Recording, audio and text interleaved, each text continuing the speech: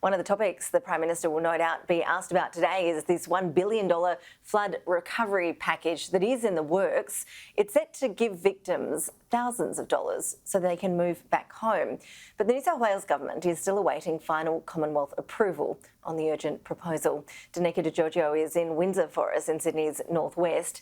Danica, we've heard from the Prime Minister's office on this already. They're insisting that the delay has nothing to do with the fact that the Prime Minister has been campaigning in WA. Is that right?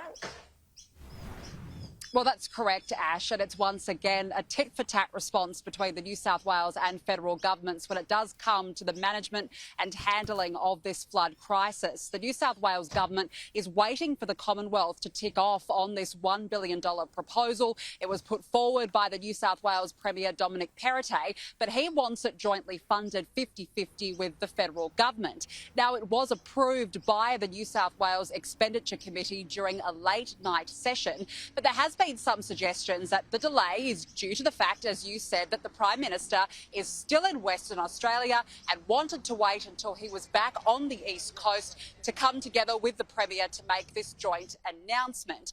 Now, the relief package would include a grant of up to $10,000 for flood victims to be able to return to their properties, and other councils would be eligible for emergency funding. But this additional delay has angered many locals.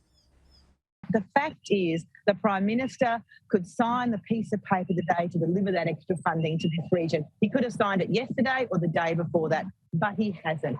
This is just the height of incompetence from this Prime Minister. He has treated this community with such disrespect. People in their most desperate need have to have access to this funding, and quite frankly, it's offensive and disgusting.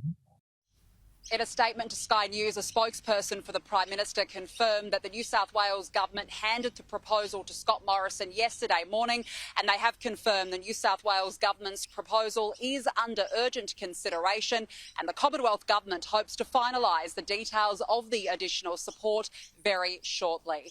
Ash, this all comes amid criticism of the state and federal response to the flood crisis. Many of those who were impacted say that they were left to fend for themselves when help never arrived.